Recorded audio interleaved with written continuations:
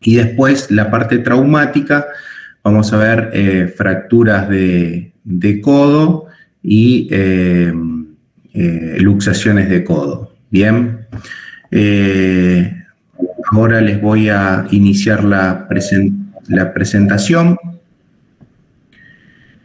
del primer tema. Profe, sí. Disculpe, una pregunta. La clase pasada sobre hombro la dio usted, porque estábamos hablando en la clase con la doctora pasada del miércoles pasado sobre los power del lunes, que no sería bueno que los tengamos porque la profesora nos los comparte para poder estudiarlo, el material y prepararnos mejor para el parcial. Entonces los suyos no estaban en el grupo. Bueno, sí, de todas formas, el tema es el siguiente. Yo los PowerPoint míos son, digamos, no... Perdón, que estoy tratando de compartir la pantalla. No tienen muchos datos. Yo por eso les dije ya antes de que tenían que... la bibliografía les di que tenían que estudiar. Yo pregunto porque como nos comentaron que... Sí, yo se los paso, pero yo no tengo muchos datos en los PowerPoint porque es mucho lo que yo digo y los Power básicamente a modo ilustrativo. Los temas yo siempre les recomiendo estudiar de la bibliografía que les di, que están bien completo y bien conciso, pero si no hay problema yo los subo, los tengo en PDF también. Bueno, muchas gracias, profe. A empezar con este tema de neuropatía por atrapamiento en el miembro superior.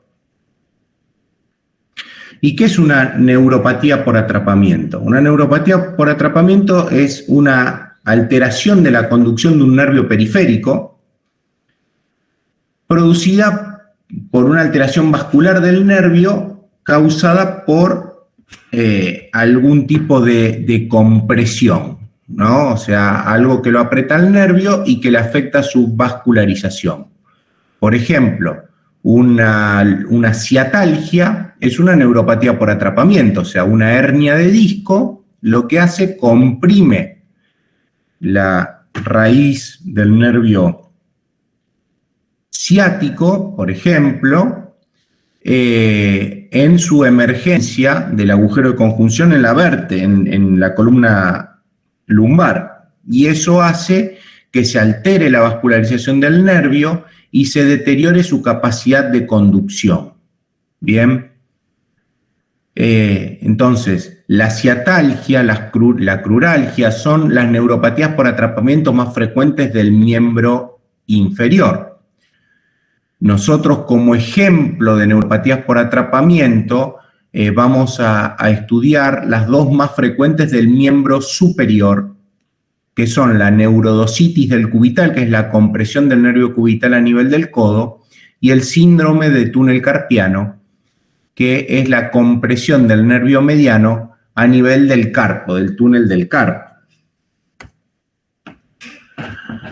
En el miembro superior tenemos estas 6 neuropatías por atrapamiento, que son el síndrome del túnel carpiano y la neurodositis cubital, que son las que vamos a ver nosotros hoy.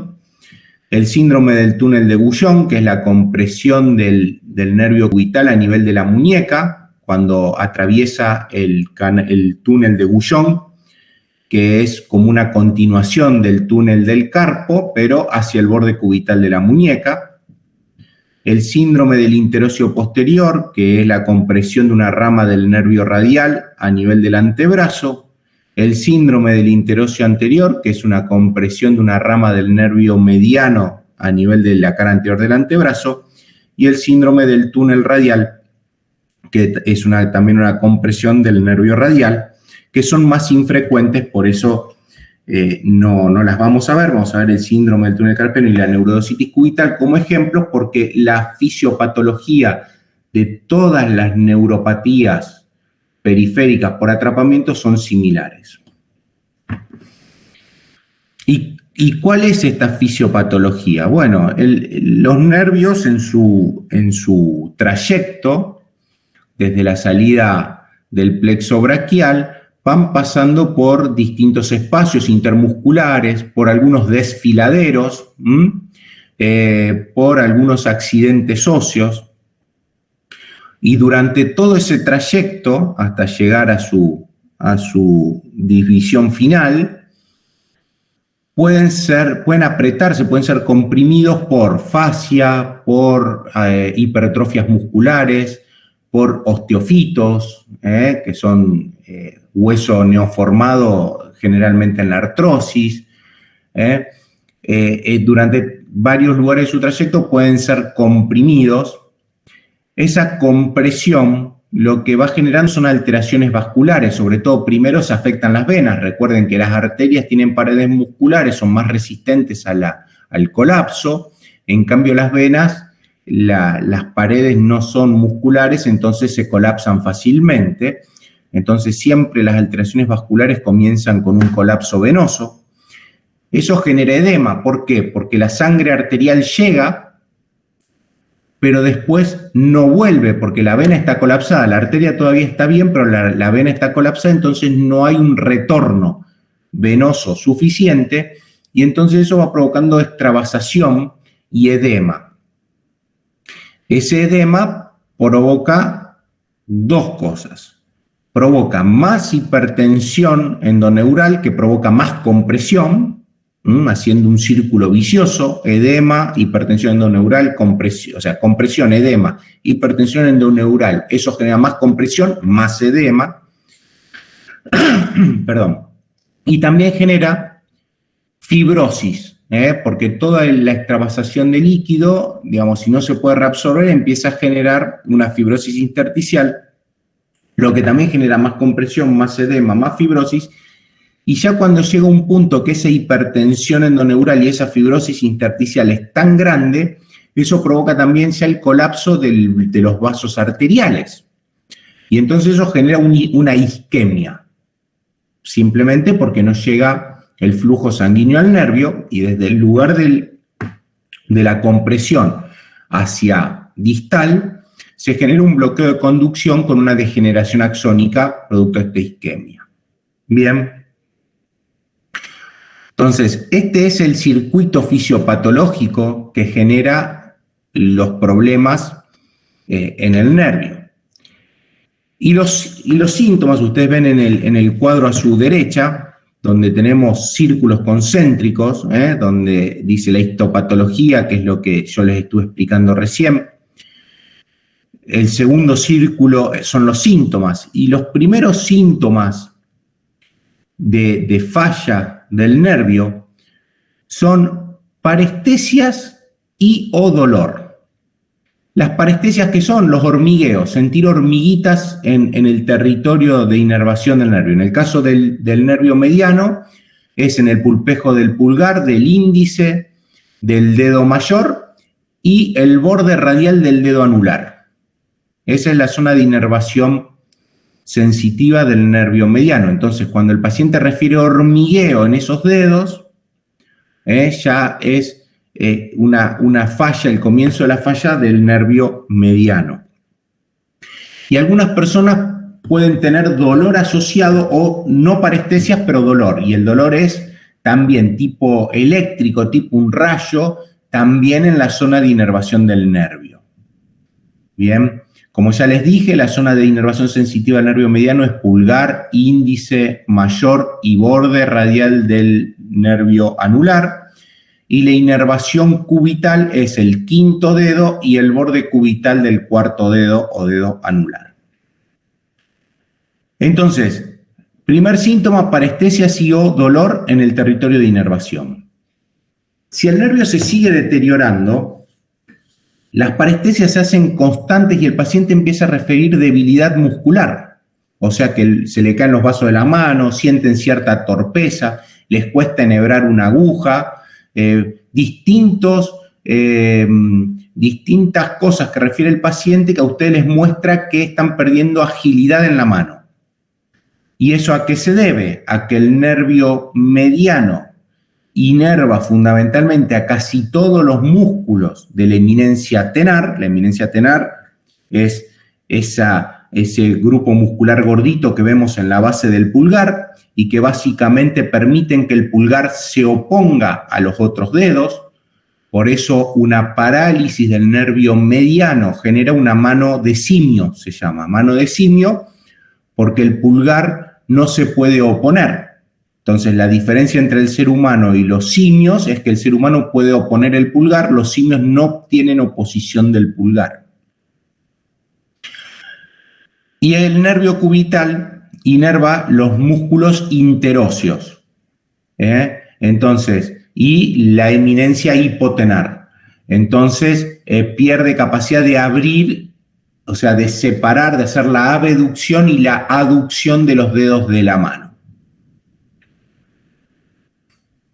Y ya cuando sigue el daño, ya el daño ya se llega a la etapa de isquemia, es importante el daño ya en el nervio, llegamos a la etapa de hipoestesia o anestesia, o sea, el paciente ya casi no siente o directamente no siente nada en el territorio inervado por el nervio comprimido, y hay atrofia muscular. Cuando ya se llega a esta etapa, por más que descomprimamos el nervio, que lo liberemos, la sensibilidad va a recuperarla en bastante tiempo, por lo menos parcialmente, pero de la atrofia no se vuelve. O sea, lo que se pierde muscularmente, ya después es muy, muy difícil, prácticamente imposible recuperarlo. Entonces siempre hay que tratar de no llegar a esta etapa de atrofia muscular y de prácticamente anestesia, porque la parte sensitiva se recupera, aunque mal no sea parcialmente, pero la parte motora no.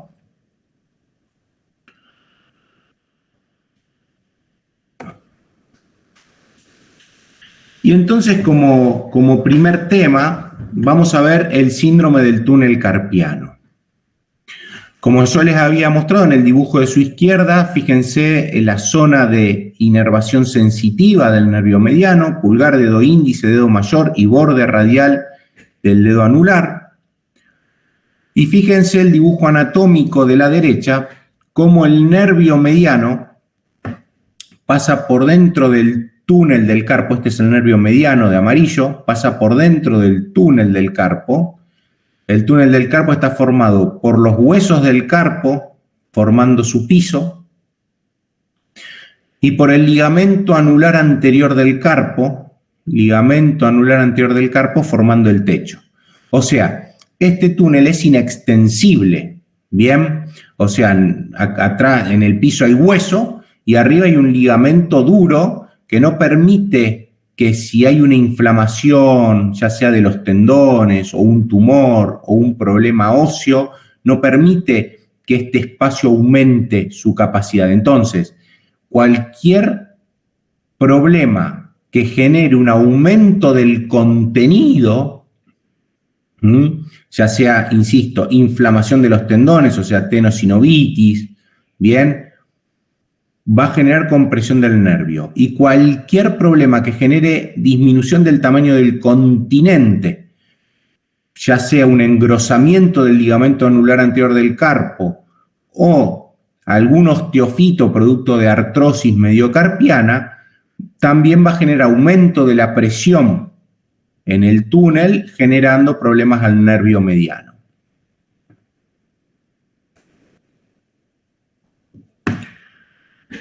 ¿Y qué vamos a tener en la semiología? Bueno, como ya vimos, el paciente, el síntoma principal o los síntomas principales que va a tener, sobre todo al principio, van a ser dolor y o parestesias. Este dolor y o parestesias, porque pueden estar juntos o puede estar uno de los dos. Por eso dolor y o parestesias. Es de predominio nocturno, o sea, al paciente le puede molestar durante el día, pero a la noche refiere que le molesta para dormir, o sea, que se despierta, ya sea con dolor o con esa sensación de hormigas en los dedos. Y tiene que mover la mano un poco para que se le vaya. inclusive algunos hasta la sacan a la mano fuera de las sábanas porque el frío les hace mejor, sobre todo en invierno. Entonces, esa es la sintomatología con la que viene el paciente. Dolor y o parestesias a predominio nocturno. Si el paciente, que generalmente pasa eso, viene temprano, digamos, a los pocos meses de comenzar la sintomatología, no va a haber atrofia muscular, pero si el paciente viene después de mucho tiempo, ya podemos inclusive ver la atrofia muscular, en el caso del túnel carpiano, en los músculos de la eminencia tenar, en los músculos de la base del pulgar. Los signos más importantes que permiten el diagnóstico es el signo de Tinel. El signo de Tinel es la percusión sobre el trayecto del nervio. Ustedes fíjense acá en la figura que se hace la percusión en la base de la muñeca por donde va el nervio mediano. Es positivo cuando esa percusión le genera una sensación de electricidad, de golpe eléctrico en el territorio de inervación del nervio. Después tenemos el test de compresión o test de Durkheim. Eso es comprimir sobre el trayecto del nervio, y a los 30 segundos, a veces antes, depende de la gravedad de la compresión, el paciente va a referir un aumento de la sintomatología, va a referir un aumento ya sea del dolor o de las parestesias en el territorio de inervación del nervio evaluado, en este caso el mediano. Otro test que se utiliza es el test de Fallen, P-H-A-L-E-N, Fallen. El test de Fallen le hacemos al paciente flexionar lo máximo posible las muñecas. La flexión de muñecas genera disminución del espacio dentro del túnel carpiano, sería como un test de compresión. Y también esperamos aproximadamente 30 segundos y es positivo este test si el paciente en ese tiempo refiere aumento de las parestesias, o sea, de los hormigueos en los dedos o dolor. Estos tres signos, estas tres maniobras semiológicas que vimos son las que se utilizan más frecuentemente. Otras maniobras semiológicas que hay para evaluar la sensibilidad es, por ejemplo, el test de 2 puntos que se hace en los pulpejos de los dedos. Se utilizan estos hexágonos que tienen pequeños alfileres y esto lo que busca es detectar cuando el paciente, sin mirar, detecta que lo estamos pinchando con un solo clavito o con 2. Según la distancia que el paciente detecta los 2 pinchos es el resultado del test. Y cuando un paciente tiene una neuropatía por atrapamiento, lo que ocurre es que le cuesta detectar los 2 clavitos, o sea que aumenta la distancia entre los 2 clavitos que el paciente logra identificar. O sea, pierde nitidez, para llamarlo de alguna forma, en la sensibilidad.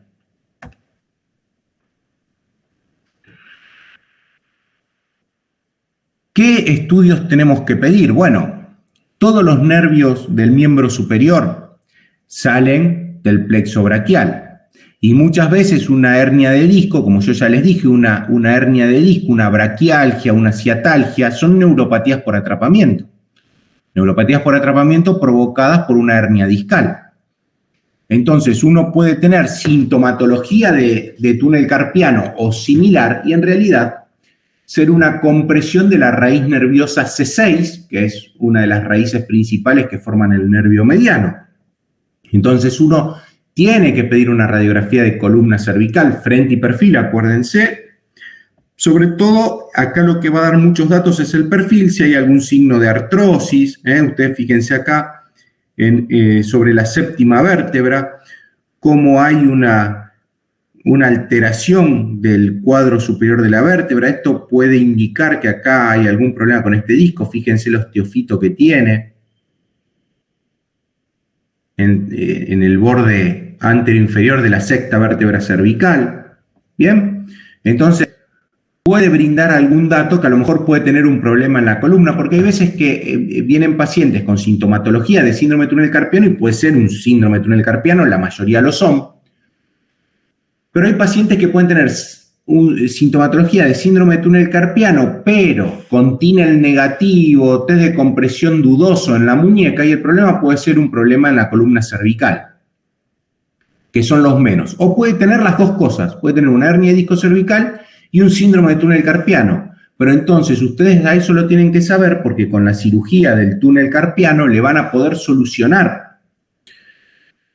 parte de la molestia, porque la parte que corresponde a la hernia de disco cervical no lo van a poder hacer con la cirugía de túnel carpiano, y entonces el paciente lo tiene que saber para después no decirle, me operaste y no me lo solucionaste del todo. Bueno, es que la parte de la columna no se va a solucionar. Y otra radiografía que utilizamos es la axial para túnel carpiano de muñeca, para ver si hay alguna luxación de algún hueso del carpo, para ver si hay alguna alteración, algún osteofito que pueda estar causando el problema del túnel del carpo. Otro estudio complementario, y que este estudio complementario no es la herramienta esencial para diagnosticar bien las neuropatías por atrapamiento, es la electromiografía. Bien, la electromiografía, que es un estudio que mide la conducción nerviosa con pequeños impulsos eléctricos en distintos lugares del nervio, va midiendo la velocidad que tarda desde donde aplica el choque eléctrico hasta donde hay un sensor distal, y se mide el tiempo. Si hay un aumento de ese tiempo, o sea, si hay un enlentecimiento de la transmisión de la señal, eso quiere decir que hay una compresión desde donde se introdujo el estímulo hasta donde se sensó. Este estudio permite dos cosas importantes. Primero, permite dilucidar el sitio de la compresión. Si el problema es cervical, o sea, si es una neuropatía, una radiculopatía irritativa, se llama cuando el problema es de la raíz de emergencia del nervio, radiculopatía irritativa, o si es una neuropatía por compresión periférica propiamente dicha. Entonces, nos permite saber la ubicación de la compresión. Y lo segundo que nos permite es clasificarlo en tres estadios: en leve, moderado o severo. O sea, si la compresión es leve, eso nos permite realizar un tratamiento conservador. ¿Qué significa un tratamiento conservador? Kinesiología, hay protocolos de tratamiento kinesiológico para las neuropatías por atrapamiento, que son ejercicios de elongación y movilización neural, y medicación. ¿Y qué medicación utilizamos nosotros para las neuropatías por atrapamiento? Bueno, la medicación clásica es la vitamina B, los complejos B, B1, B6 y B12, que son neurotónicos. Otro medicamento que disponemos en nuestro arsenal es la N-acetilcarnitina, también un neurotónico, que disminuye los síntomas sensitivos, los disminuye, aparte de mejorar un poco la formación de la vaina de mielina. Y por último, tenemos los medicamentos como la gabapentina o la pregabalina, que es un derivado de la gabapentina con menores efectos adversos. Pero pese a que tiene menos efectos adversos que la gabapentina, en muchas personas es poco tolerado y le genera somnolencia, mareos, etc. Bien, esa es la medicación habitual que utilizamos cuando utilizamos el tratamiento conservador en los casos de compresiones nerviosas leves. Cuando la compresión, o sea, el daño, la afectación del nervio es moderado o severo, la única forma de solucionar el problema es con cirugía, con la liberación quirúrgica del nervio. ¿Y cómo se hace? Bueno, con la apertura del túnel del carpo, con una incisión en la cara palmar de la mano, lo que se hace es se abre longitudinalmente el ligamento anular anterior del carpo. Eso lo que provoca es una liberación del nervio y de todos los tendones que están con el nervio transcurriendo por el túnel carpiano. Y ustedes fíjense acá en la figura de la izquierda, el daño, la equimosis que había acá en el nervio. Este es un caso de un paciente que tuvo muchísimo tiempo el nervio apretado, que ya tenía atrofia, no se ve en la foto, pero tenía atrofia ya de la eminencia tenar. Fíjense el daño que tenía el nervio por haber estado mucho tiempo apretado. Porque esta patología, cuando es leve, ya vimos, puede ceder con tratamientos de kinesiología y medicación, pero cuando es moderado o severo, lo único que se puede esperar es empeoramiento progresivo del cuadro, nunca mejora. Siempre empeora, más lento, más rápido, pero una vez que llega a grado moderado, de ahí es para adelante, nunca para atrás. Por eso la única solución es quirúrgica. Bien, fíjense ahí el nervio mediano en la figura de la derecha, como acá hay un tendón flexor, y el nervio mediano está ahí ya liberado.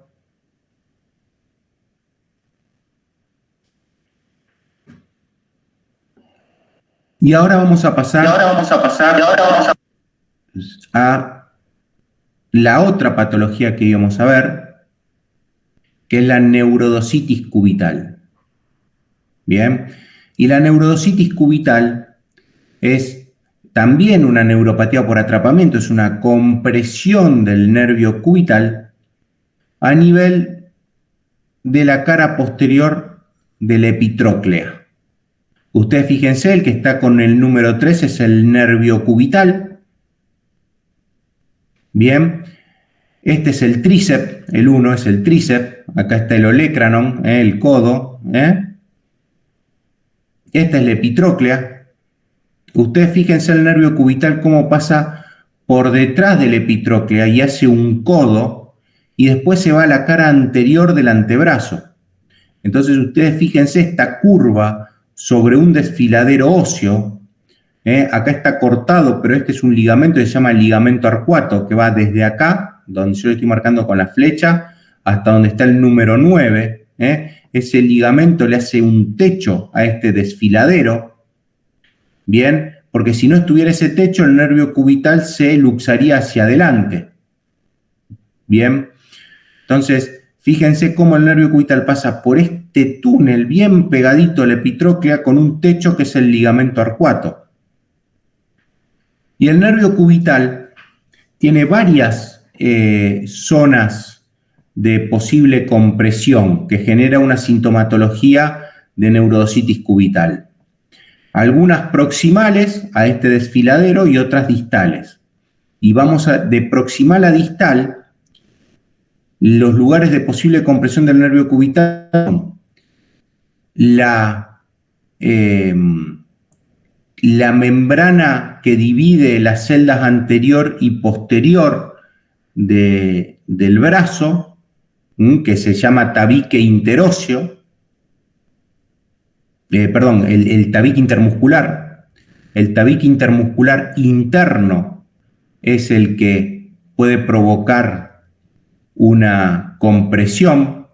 Después un ligamento que es inconstante, que está por encima de la epitróclea, que se llama ligamento supraepitroclear de Struders o ligamento de Struders. También puede haber, que también es inconstante, pero es una variante anatómica que puede existir, que es un resabio de cuando el ser humano era cuadrúpedo, que se llama espolón supraepitroclear de Struders, que también está por encima de la epitróclea. Bueno, el lugar más frecuente es acá, sobre el desfiladero por detrás de la epitróclea, que se llama ligamento de Osborn o ligamento arcuato. Y por último, en la fascia, que separa las dos cabezas del cubital anterior. Bien, en esta fascia, en este borde facial que acá se ve bien, también puede haber una compresión. O sea, en esos 5 lugares puede comprimirse el nervio cubital. El más frecuente es sobre el ligamento arcuato o ligamento de Osborn por detrás de la epitróclea. Y como podemos ver en esta figura, en la izquierda de su pantalla, la zona de inervación sensitiva del nervio cubital es el borde cubital de la mano, o sea, quinto dedo y borde cubital del dedo anular, tanto en su cara palmar como en su cara dorsal. O sea que el paciente va a venir con problemas de sensibilidad en esa región, o sea, con parestesias y o dolor en esa región. El signo de Tinel, en este caso, se hace en el codo, ¿bien? También le da una electricidad en el territorio de inervación. Fíjense en este caso cómo hay una pérdida del abultamiento que hay en la eminencia hipotenar, o sea, este paciente ya tiene atrofia de la eminencia hipotenar. También acá se puede hacer el test de Durkheim o test de compresión, y eso se realiza flexionando el codo y presionando por detrás de la epitróclea. En menos de 30 segundos el paciente va a referir aumento de la sintomatología en el territorio del nervio cubital. Y ustedes fíjense lo que pasa, porque es el lugar más frecuente ahí sobre el ligamento arcuato o ligamento de Osborn, cuando flexionamos el codo. Cuando flexionamos el codo, este espacio por detrás del epitrócleo donde pasa el nervio cubital, en vez de ser redondo, esférico, permitiendo que el nervio esté bien, cuando nosotros hacemos la flexión máxima de codo, ese espacio se transforma en oval, en apenas un ojal.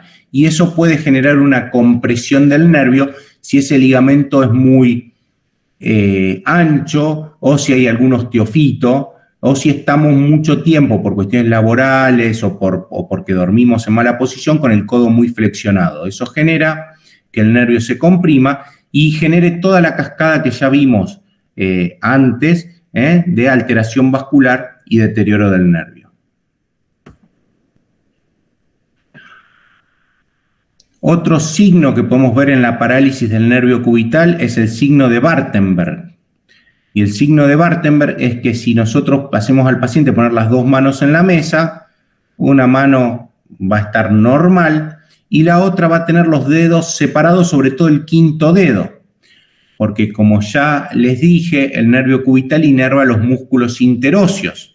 Y cuando estos músculos están paréticos, o sea, con debilidad, con falta de fuerza o paralizados, el quinto dedo tiende a abrirse hacia el lado cubital. Porque si ustedes se ven la mano, desde el primer nudillo hasta el cuarto nudillo, es un tobogán hacia el lado cubital, y entonces al no tener las riendas musculares funcionando, el quinto dedo se cae, se va hacia afuera. Esto se llama signo de Wartenberg. Fíjense, cuando el paciente quiere abrir los dedos, cómo el quinto dedo se le va hacia afuera. Otro signo semiológico es el signo de la tarjeta, que eso le decimos al paciente, le hacemos apretar una tarjeta entre el pulgar y el índice, o inclusive se puede hacer entre el índice y el dedo mayor, y le decimos que haga fuerza, que así nosotros no le podemos sacar la tarjeta de la mano. Si le podemos sacar la tarjeta fácilmente, quiere decir que el paciente tiene debilidad de los músculos interóseos. Y otro signo semiológico que podemos ver es la mano de predicador. Que la mano de predicador es por justamente atrofia de los músculos intrínsecos, interóseos y lumbricales, y vamos a tener en los dos últimos dedos una hiperextensión de la articulación metacarpofalángica con flexión de las interfalángicas proximales. Se llama mano de predicador porque, bueno, el que describió esto vio que esta mano era parecida a cómo ponen la mano los sacerdotes o los pastores cuando hacen bendiciones. Por eso se llama mano de predicador.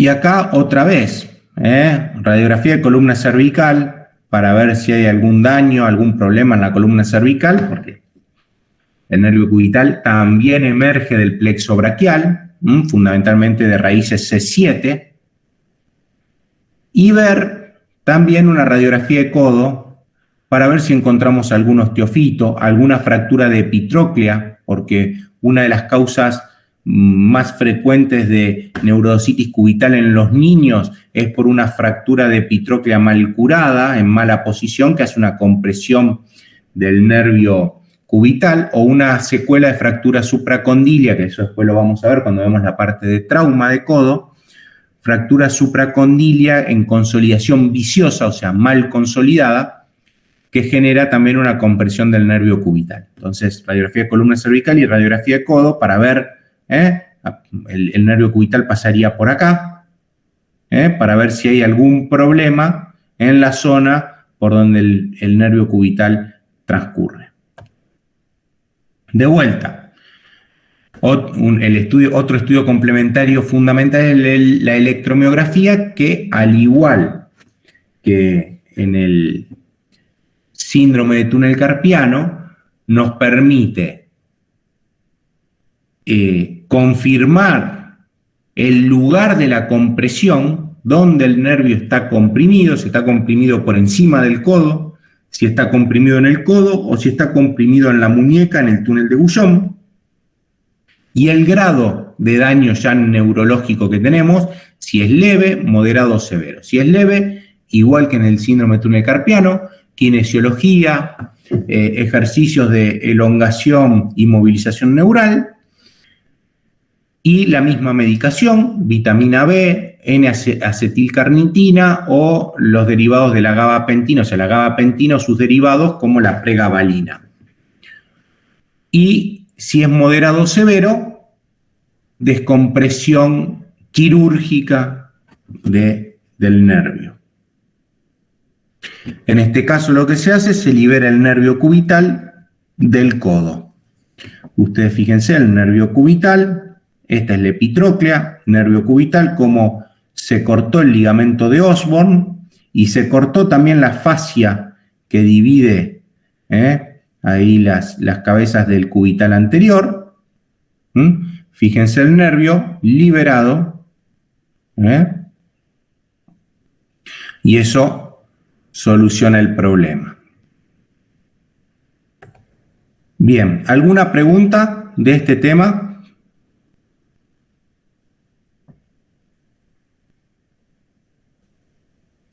No, profe. ¿Se entendió bien? Sí, sí. Sí, Bueno. profe, perfecto.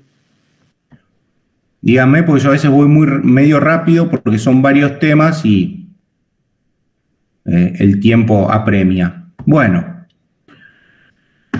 vamos a hacer un pequeño repaso ahora de anatomía del codo para después entender un poco la parte de las fracturas. Bien. Y el codo es una articulación muy compleja porque en realidad no es una sola articulación, son 3 articulaciones trabajando en conjunto. Y 3 articulaciones que tienen bastantes cuestiones. Y esas articulaciones son la húmero-cubital, la articulación húmero-cubital, que es una articulación troclear. Ustedes ya eso lo vieron, las articulaciones trocleares son articulaciones de garganta, se llama, y que permiten movimiento solo de flexo-extensión. Pero esta articulación, fíjense la forma en hélice que tiene la parte articular del húmero, una forma de hélice, como si fuera un sacacorcho. Y esto tiene una explicación. Porque el codo, cuando ustedes lo flexionan, la mano tiene que acercarse hacia el centro del cuerpo, hacia la boca. Bien, porque ustedes cuando se llevan comida a la boca, cuando flexionan el codo, la mano se dirige hacia la boca, o sea, hacia el centro del cuerpo. Ahora, Cuando ustedes estiran el codo, por ejemplo, para llevar una bolsa, el codo tiene que alejarse del cuerpo. La mano, perdón, tiene que alejarse del cuerpo, porque si no se chocarían con la pierna. Y cada vez que ustedes llevaran alguna bolsa o algo, estarían pegándole rodillazos a la bolsa. Entonces, por eso tiene la garganta o la tróclea del húmero, tiene esta forma helicoidal, justamente porque provoca que cuando flexionamos el codo, la mano se acerque al centro del cuerpo, y cuando estiramos, la mano se aleje del centro del cuerpo. O sea, genera una flexoextensión, pero en un plano oblicuo. Y esto tiene mucha importancia cuando nosotros, los traumatólogos, operamos las fracturas, tener muy presente esta cuestión anatómica para no generar nosotros una consolidación viciosa que después altere la mecánica del codo. Una segunda articulación del complejo articular del codo es la húmero-radial. Y esta articulación húmero-radial es una condilia. Ustedes fíjense, es una bola que se llama capitellum, que se articula con un espacio, con una glena que hay en la parte superior de la cúpula radial. En teoría, digamos, si el radio estuviera aislado, digamos, el radio no estuviera en íntima relación con el cúbito, esta articulación permitiría movimientos en todos los planos. Bien. Porque es una articulación condilia. Permitiría movimiento en todos los planos. Ustedes fíjense, permitiría abducción, aducción, flexión, extensión, rotación, todo. Bien. Y por último, está la articulación radiocubital proximal, porque tiene dos articulaciones, la radiocubital proximal y la radiocubital distal. Esto yo se los digo porque lamentablemente no tenemos tiempo para ver antebrazo, pero esto se los digo porque es algo muy importante. El antebrazo en sí, todo el antebrazo se considera una articulación, porque el radio y el cúbito se mueven en todo el trayecto del antebrazo. Tenemos esta articulación radiocubital proximal, tenemos la articulación radiocubital distal y en el medio toda la membrana interósea que permite, la membrana interósea es como un limitante de la rotación del radio sobre del radio sobre el cúbito. Es el radio el que se mueve sobre el cúbito. El cúbito siempre está fijo y el radio se mueve sobre el cúbito. ¿Bien?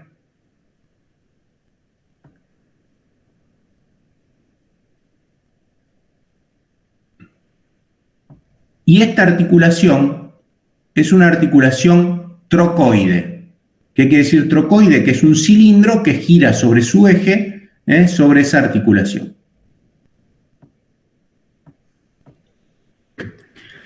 El codo es este complejo articular, estas tres articulaciones, permite que el codo tenga no solamente flexoextensión, sino que también realice el antebrazo y la mano el movimiento de pronosupinación. La pronación es poner la palma de la mano hacia abajo y la supinación es poner la palma de la mano hacia arriba. Bien. Básicamente es una articulación bastante constreñida, o sea, bastante estable, o que necesita estabilidad, porque es una articulación que usamos para carga. Bien. El codo, en el codo tomamos los objetos y los llevamos a la boca y tiene que ser una articulación bastante firme. O sea, por accidentes óseos como es el olecranon, no permite la hiperextensión.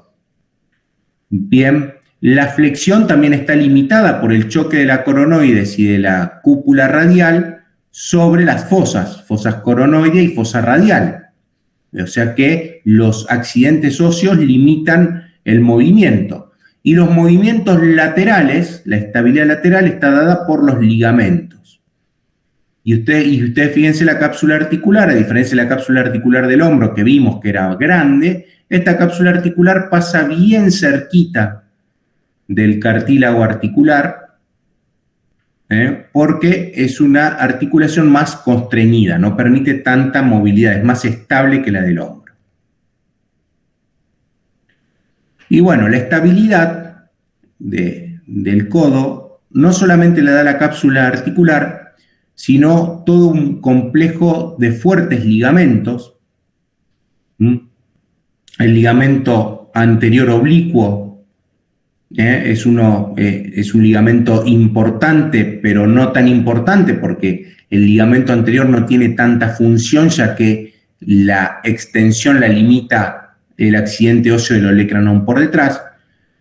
Pero los ligamentos colaterales sí son muy importantes. Y tenemos ligamentos colaterales cubitales y ligamentos colaterales radiales.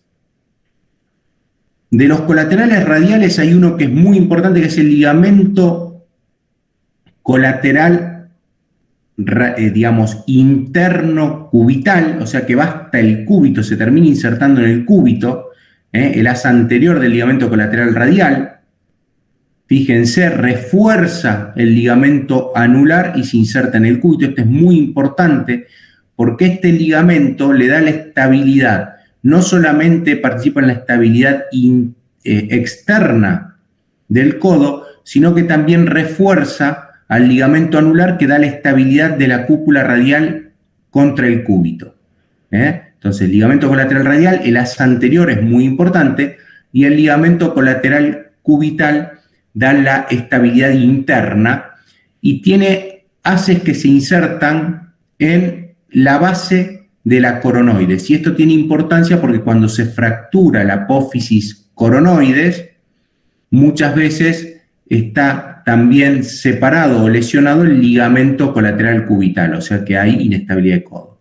Y por último ya vimos el ligamento anular, que abraza toda la cabeza del radio y mantiene la cabeza del radio adherida a la cavidad sigmoidea del cúbito.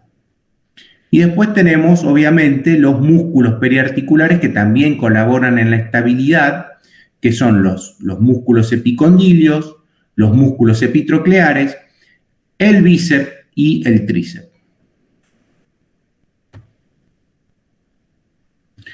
El codo también lo que tiene que tener presente en la parte anatómica son las relaciones con vasos y nervios muy importantes.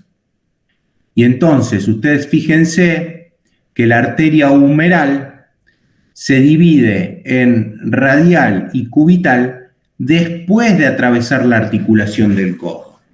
Entonces, cualquier fractura, cualquier daño que sea proximal puede generar un daño o una compresión de la arteria humeral y afectar severamente la vascularización distal.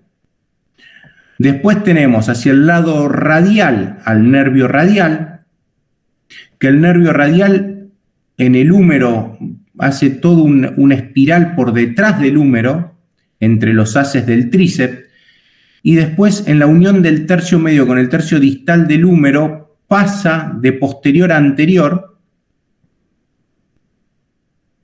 ganando, digamos, la parte anterior del borde radial del antebrazo. El nervio mediano se llama mediano porque va por el medio, va acompañando la arteria humeral y sigue por el centro del antebrazo. Y el nervio cubital, como ya vimos, va posterior en el húmero y a nivel, digamos, pasando la epitróclea, cambia su recorrido, reflejándose en la epitróclea y pasando también a cara anterior, ganando el borde cubital de la cara anterior del antebrazo. Y esto tiene un sentido, entre comillas, natural. Siempre, naturalmente, el ser humano cuando se defiende de un ataque, lo hace con la cara dorsal del antebrazo. Por eso la naturaleza inteligente puso todos las estructuras nobles del lado anterior y no del lado posterior, que es lo que se usa generalmente cuando ponemos el antebrazo como escudo cuando nos atacan. Ustedes fíjense ¿Mm? El nervio cubital y el nervio radial. Y acá el nervio mediano, cómo pasan cerca de la articulación del codo.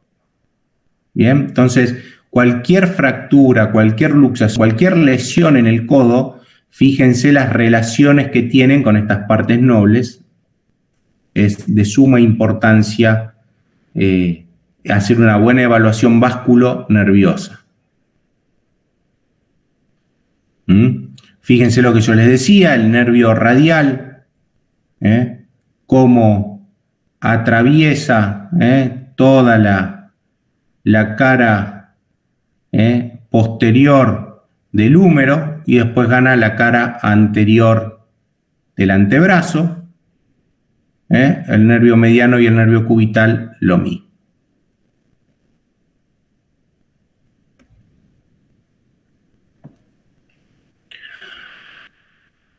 ¿Cómo evaluamos el codo? Bueno, obviamente que la inspección y la movilización activa y pasiva es fundamental. El codo tiene una flexión máxima de 145 grados, como vimos en la parte anatómica.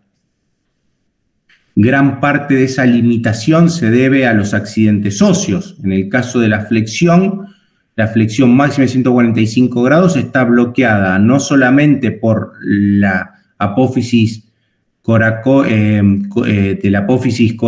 coronoides y de la cabeza del radio, sino que también por los músculos. Un fisicoculturista tiene menos flexión que una persona normal, porque el bíceps hipertrofiado también le limita la flexión.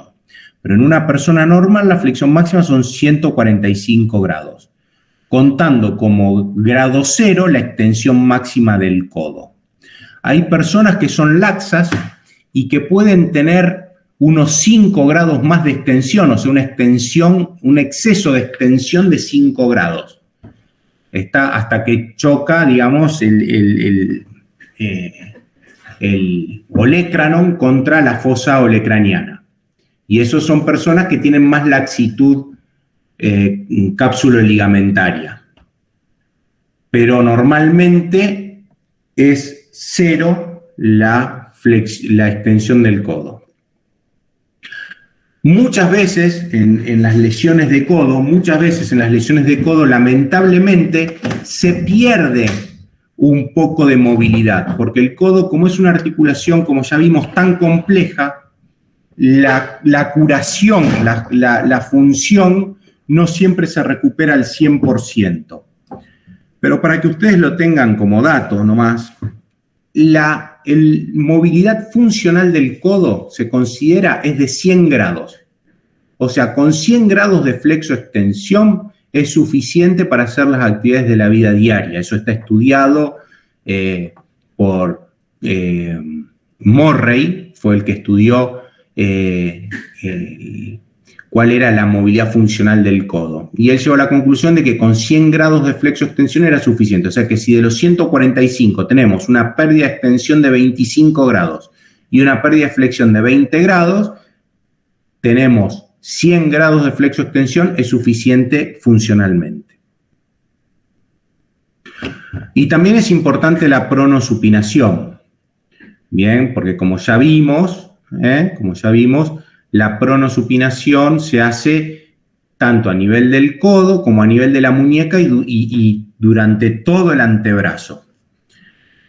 Y hay dos formas de medirlo. Acá en la figura ustedes ven que 0 es la supinación máxima, 90 es intermedio y 180 es la pronación máxima. En realidad, la forma más común de tomarlo es en posición neutra, o sea, con los pulgares hacia arriba, eso es 0, y tenemos después supinación, que la supinación máxima es 90 grados, y pronación, que la pronación máxima en realidad es de 70 grados, entre 70 y 80 grados. Nunca se llega a la pronación a 90 grados.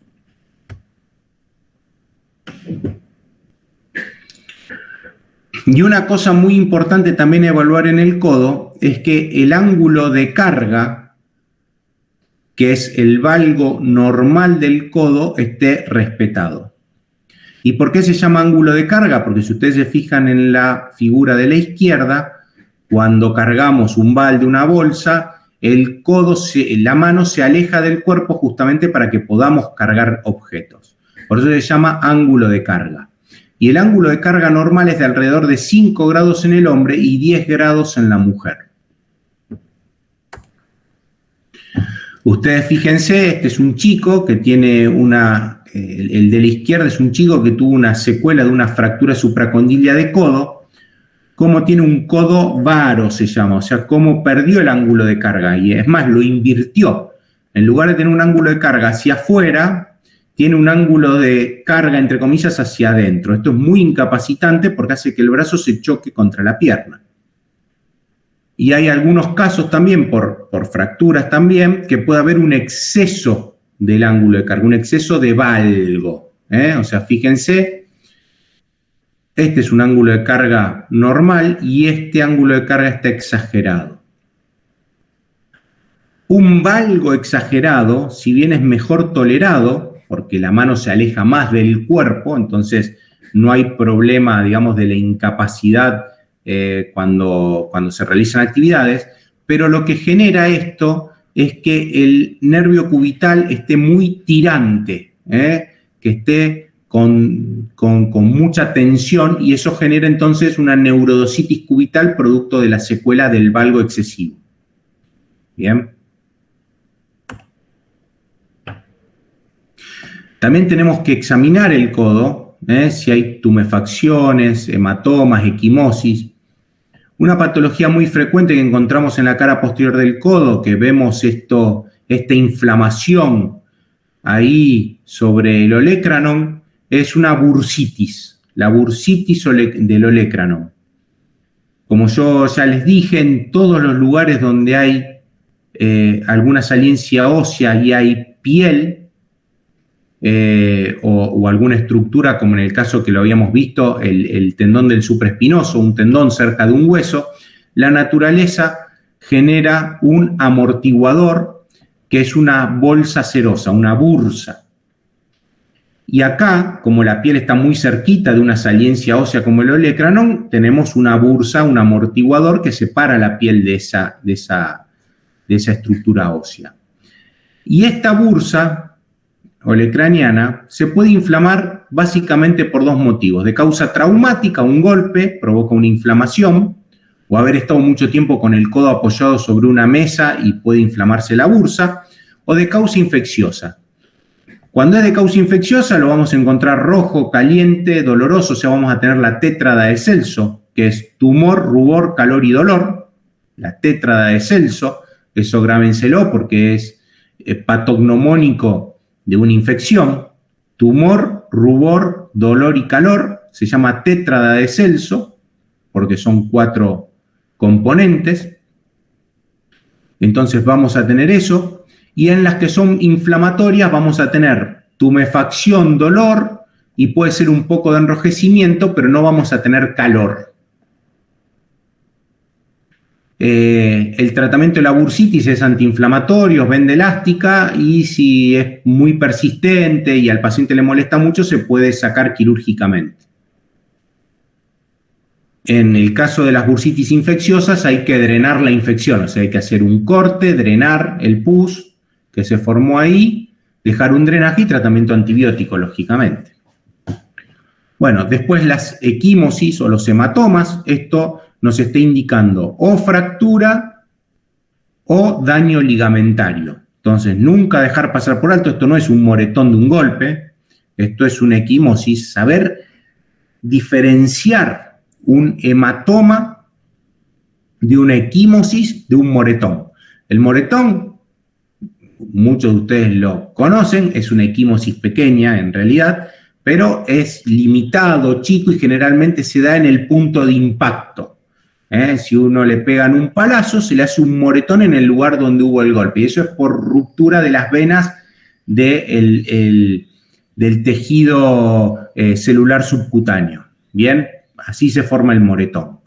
La equimosis, en cambio, es extravasación de sangre profunda, o sea, es sangre de, por ejemplo, una ruptura ligamentaria o una fractura que, como todo líquido, fue ganando espacio y con el tiempo se manifiesta en la piel. Y esto, la diferencia entre la equimosis y un moretón es la extensión. La equimosis generalmente es mucho más extensa, y la pobre delimitación. La equimosis no está bien limitada, es una zona grande con bordes poco definidos, porque la equimosis indica un daño serio profundo, o sea, insisto, una ruptura de ligamento o una fractura. Entonces, cuando vemos esto en el codo, esto es la cara interna del codo, y acá lo más probable es que este paciente se haya fracturado o se haya roto el ligamento colateral medial del codo. La palpación del codo tiene muchas saliencias óseas que hay que palpar: hacia adentro la epitróclea, hacia afuera el epicóndilo y el olecranon. Estas tres saliencias óseas bien reconocibles, cuando el codo está en flexión de 90 grados, forman un triángulo isósceles, o sea, de los tres lados iguales. Y cuando extendemos el codo, tienen que estar alineadas, o sea, formar una línea recta. Si este triángulo en la flexión está deformado, o en la extensión no palpamos que se alineen las tres tuberosidades, quiere decir que hay algún problema. Después también podemos palpar zonas dolorosas. Si duele el epicóndilo, puede ser un problema de la inserción de los músculos epicondilios, que se llama epicondilosis o codo del tenista. Si palpamos dolor en la epitróclea, puede ser una fractura de la epitróclea o una epidiosis o codo del golfista, que es una afectación del tendón conjunto de los músculos epitrocleares. En la punta del olecranon podemos palpar dolor por una entesitis, o sea, una inflamación del tendón de inserción del tríceps.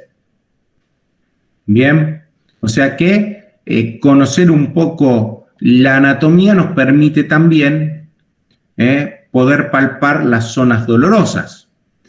En la cara anterior del codo también podemos palpar el tendón del bíceps cuando llega a su inserción en la tuberosidad bicipital del radio.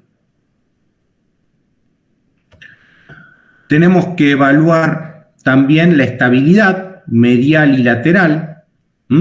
Estas maniobras se llaman bostezos. Uno fija con la mano el codo y desde la muñeca genera movimientos hacia afuera y hacia adentro para ver si el codo tiene movilidad anormal. Bien, eso se llama bostezos.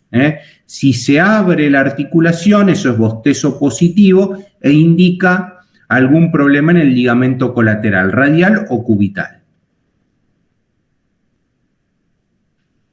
Diagnóstico por imágenes, siempre frente y perfil, para ver si hay alguna lesión ósea, para ver si hay algunos osteofitos, signos de artrosis, si la articulación está en su lugar, si no hay signos de subluxación o luxación de la articulación.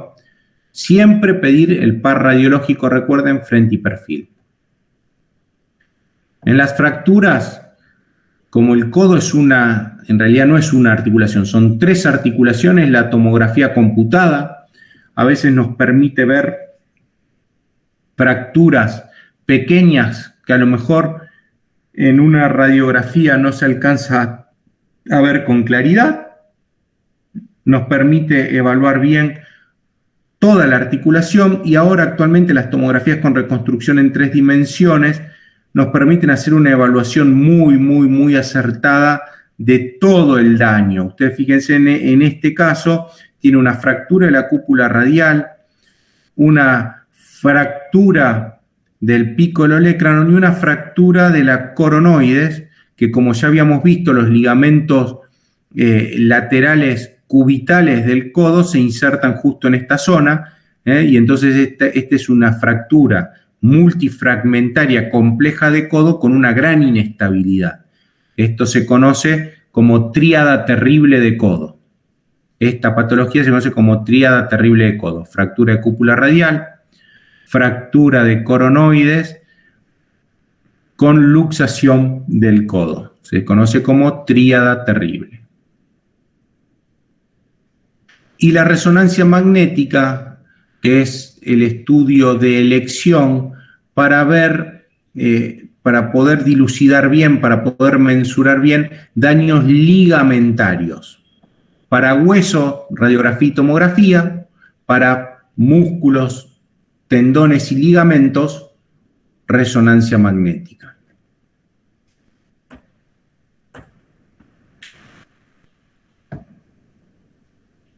Entonces ahora vamos a ver, después de este repaso anatómico y semiológico general, las fracturas de codo.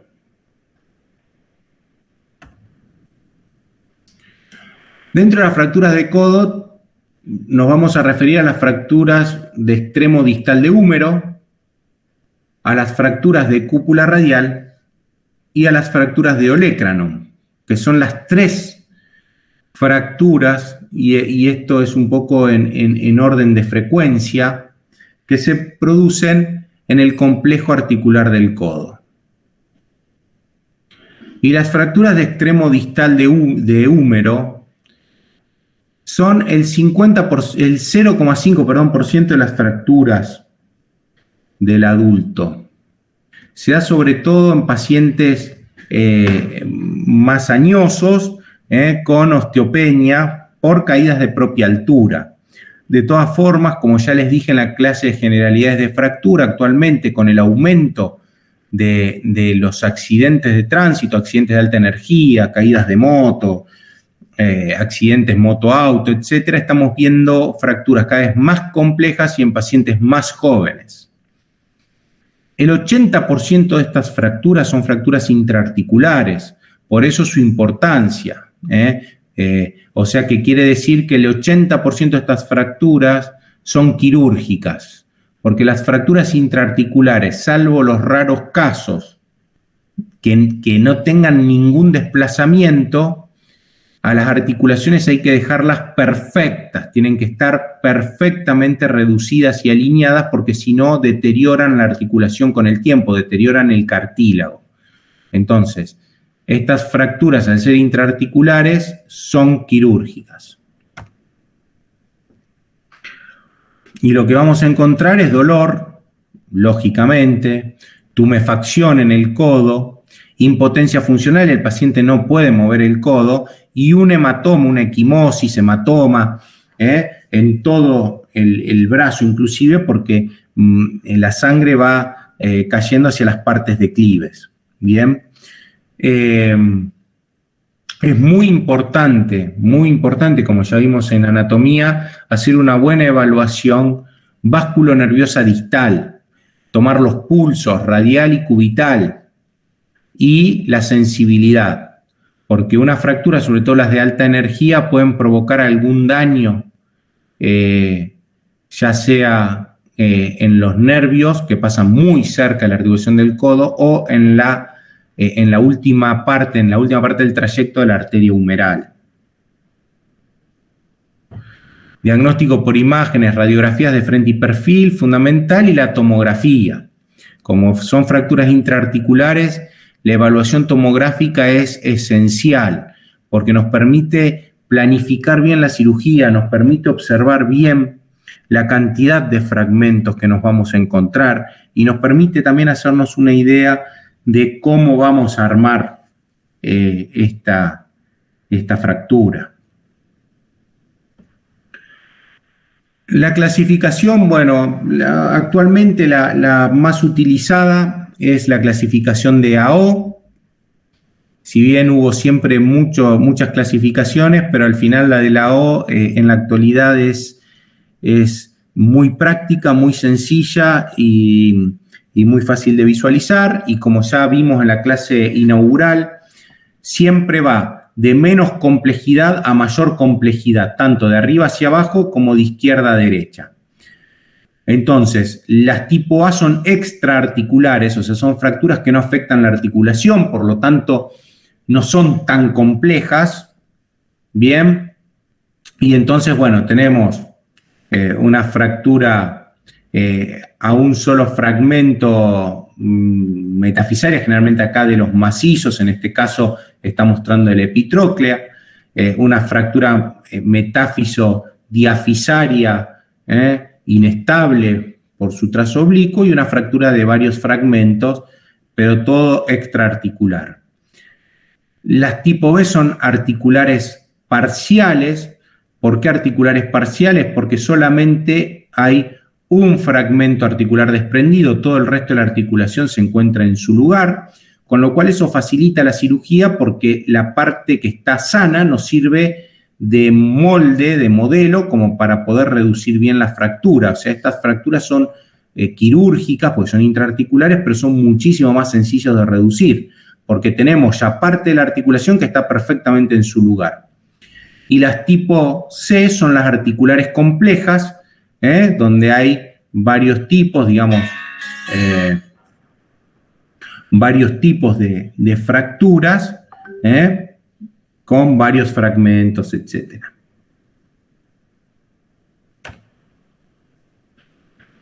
Y como ya vimos, el tratamiento de estas fracturas, al ser articulares, y que estas fracturas casi siempre están desplazadas, es quirúrgico.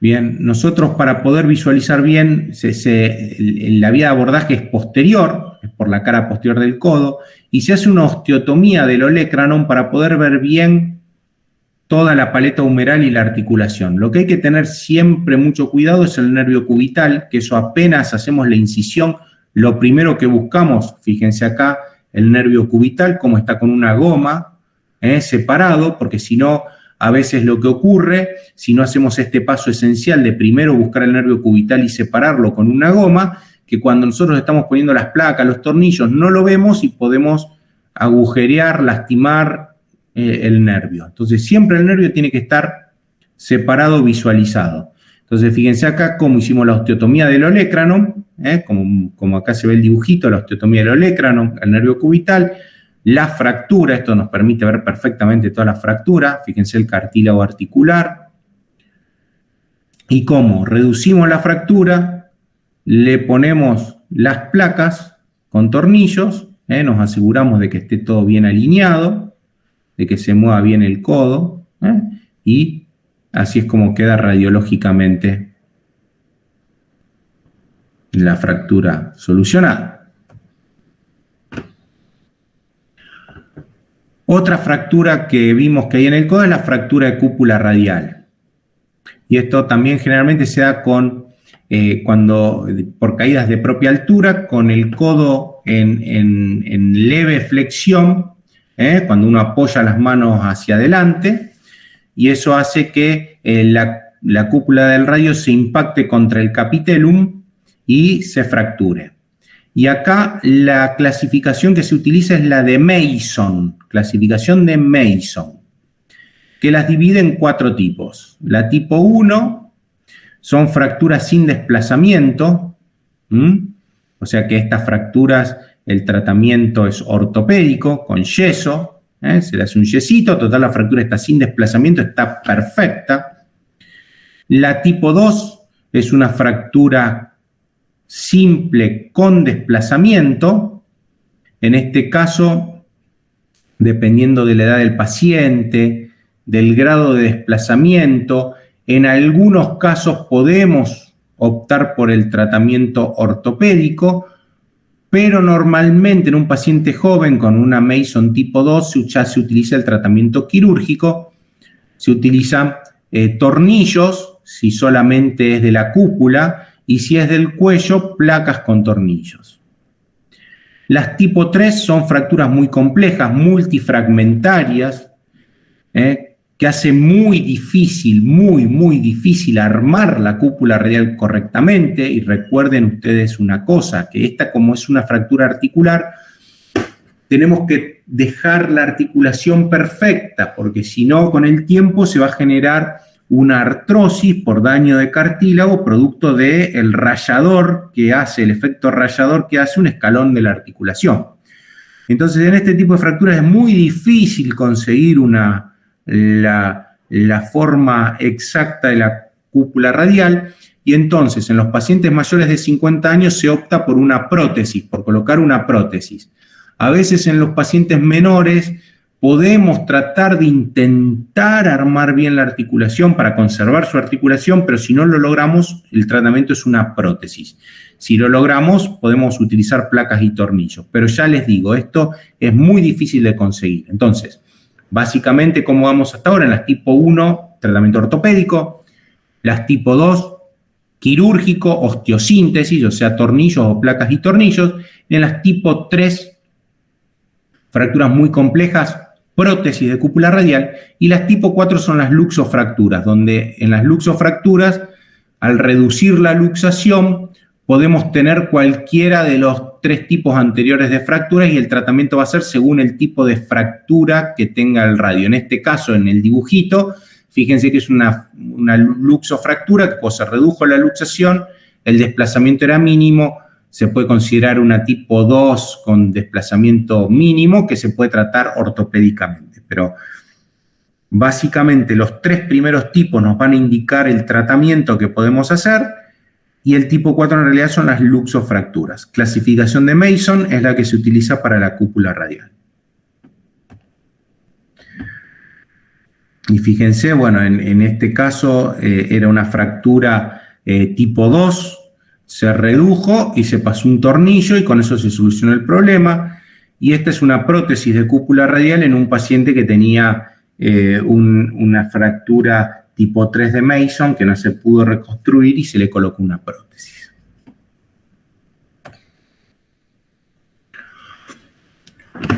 Un tipo importante de fracturas en codos son las fracturas supracondilias en los niños. Es una fractura muy común en los chicos que se da por caídas con el codo en extensión y son de las fracturas más comunes en los chicos. Vimos nosotros en hombro que la fractura más frecuente en los chicos es la fractura de clavícula.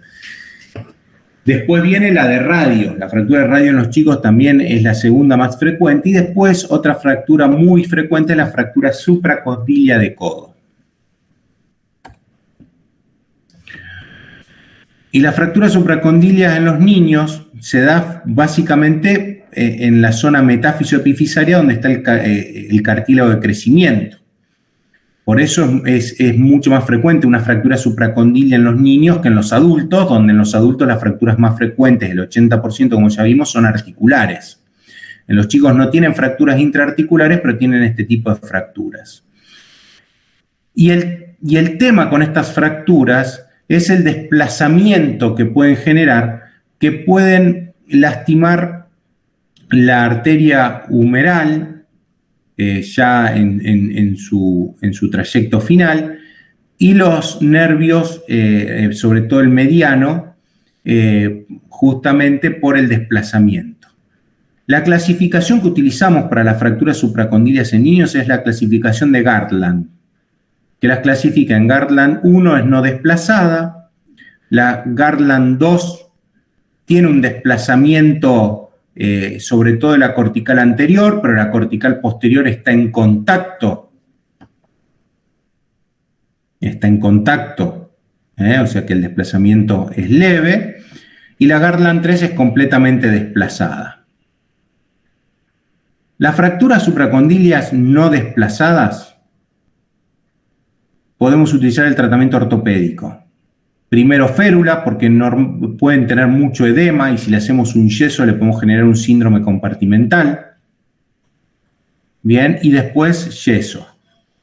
En las Gartland 2 y 3 hay que reducir la fractura y fijarla con clavijas. Bien, o sea, son quirúrgicas.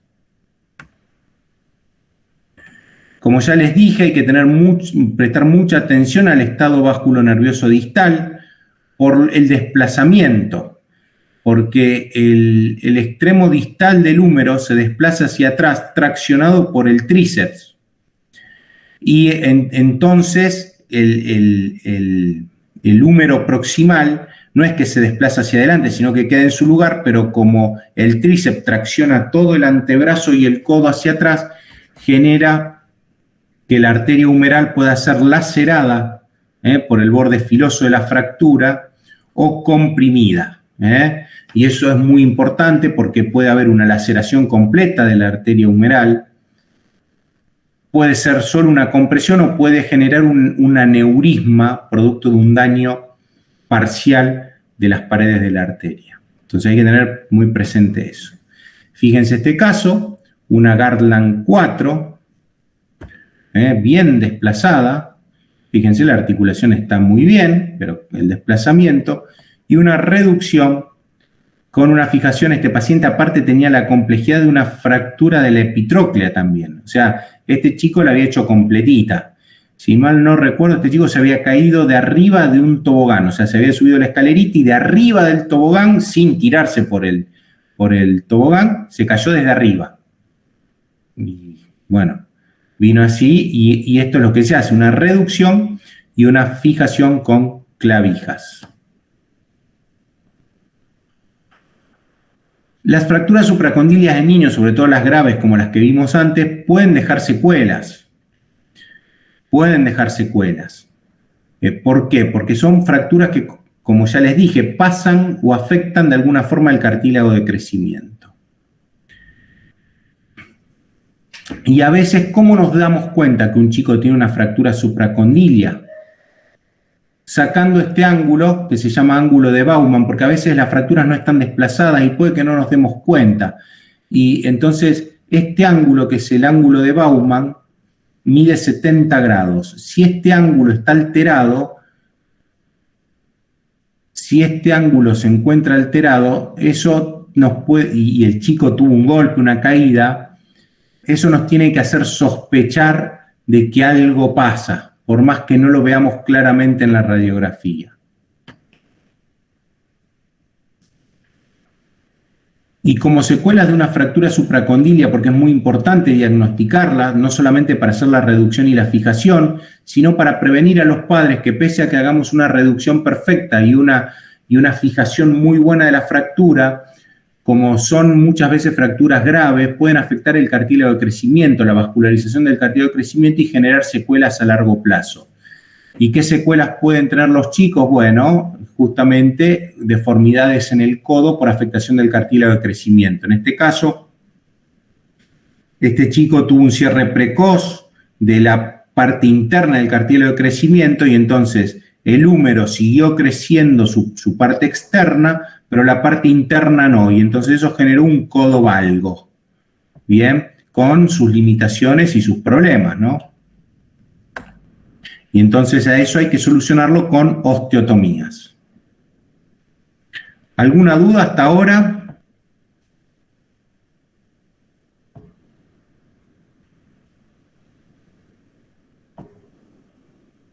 Bueno, y vamos a seguir con el último tema de hoy, que es la luxación de codo, que es otra patología traumática, es menos frecuente que la luxación de hombro, pero es la segunda luxación, digamos, después de la de hombro viene la luxación de codo. Son el 20% de todas las luxaciones. Y se da frecuentemente en pacientes jóvenes. Y eso es importante, insisto, por las posibles secuelas que puede generar. Pueden estar asociadas a fracturas y a lesiones vasculares, vasculonerviosas. Las luxaciones pueden ser posterolateral, posterior o anterior. La más frecuente es la posterolateral. Bien, o sea que el codo se luxa hacia atrás y hacia afuera.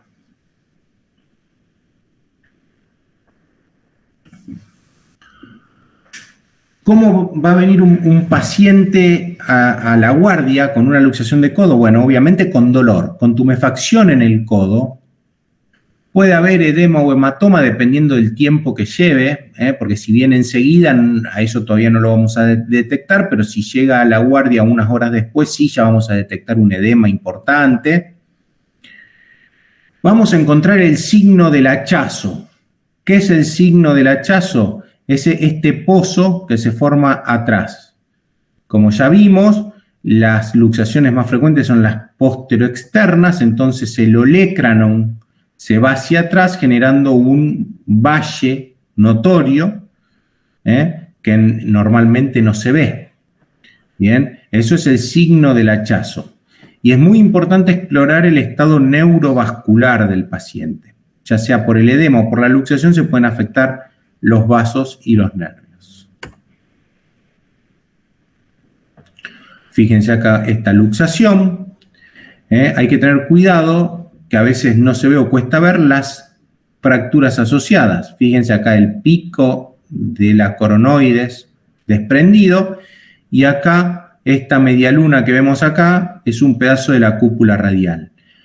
Porque esto no es una luxación pura, esto es una tríada terrible de codo. A veces uno piensa que está ante una luxación, está de codo pura, porque estos fragmentos no los alcanza a ver bien, pero si uno presta atención, se encuentra con esto y esto es una tríada terrible, que esto no es algo menor, es un problema un poco más serio que una luxación pura.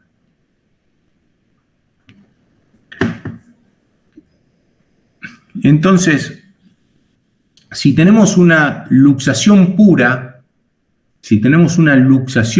no tiene fractura, lo que tenemos que hacer obviamente en la guardia, lo primero es la reducción. Ustedes acuérdense lo que hablamos en la primera clase, que si bien no es una emergencia, una luxación, pero sí una urgencia. O sea, ¿qué quiere decir? Que no lo podemos dejar al paciente luxado una semana hasta que vea un traumatólogo, por decir algo, ¿no? Hay que reducirlo en el día a la luxación. Cuanto antes mejor, porque el cartílago si no empieza a sufrir, empieza a tener problemas. Una vez que reducimos la luxación, el codo en general, cuando es una luxación pura, después de la reducción queda estable, o sea, el codo se mantiene reducido, lo inmovilizamos con una férula de yeso con el codo de 100 grados de flexión, o sea, no una férula de yeso a 90 grados como es lo habitual en el codo, sino con el codo levemente flexionado, un poquito más 100 grados,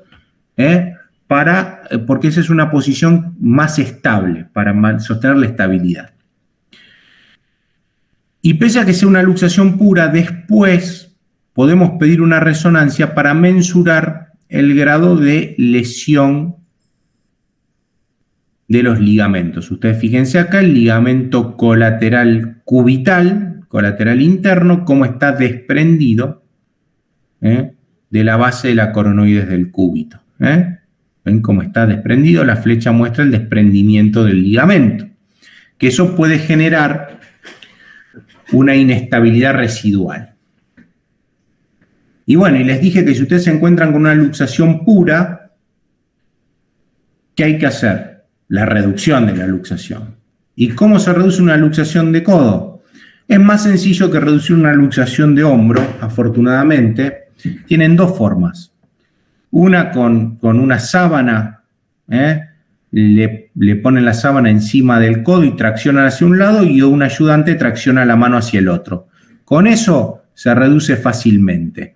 Y si no, también lo que podemos utilizar es el paciente acostado con el brazo arriba como protegiéndose de un golpe.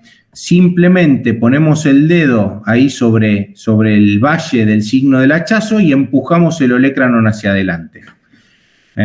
Y con eso se reduce. Y hacemos un yeso o una férula en 100 a 110 grados de flexión, porque la flexión de codo es la posición más estable. No conviene hacer más flexión porque el edema puede generarnos un compartimental si el codo está muy flexionado.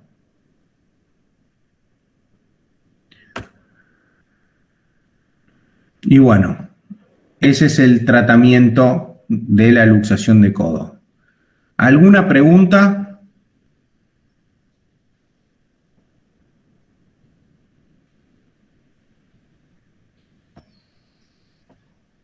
No, profe. No, profe, ninguna. ¿Se entendió todo? Sí. Sí, profe, perfecto. Bueno, y aprovechando que nos quedan unos minutitos más, y veo que por lo menos no todos se han dormido, les voy a mostrar, esperen un segundo.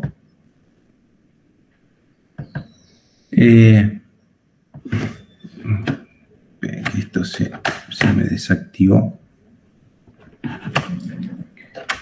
A ver si la puedo bajar, porque no la había bajado antes. Ahí está. La clase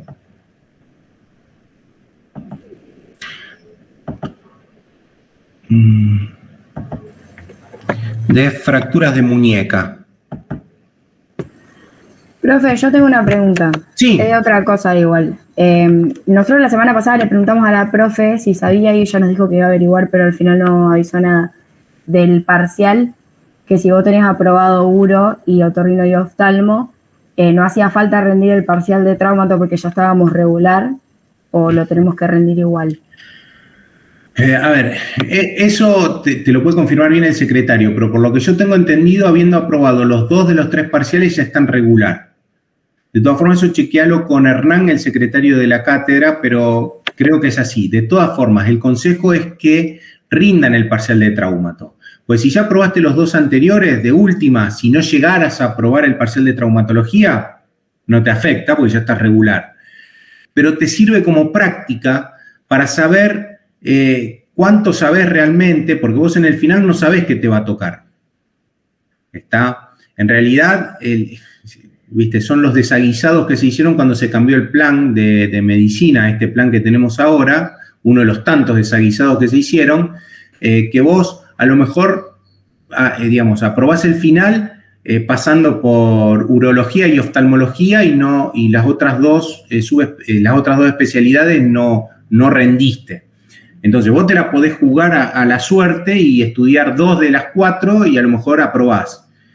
Pero vos cuando sos médico tenés que saber todo, más cuando al principio que estás de guardia o haces un consultorio de médico generalista, tenés que saber todo, digamos. Y lamentablemente lo que yo estoy viendo es que los médicos actuales saben muy poco de todo, o sea, no saben nada en realidad. Entonces, digamos, no es algo, entre comillas, consejo, no es algo para especular.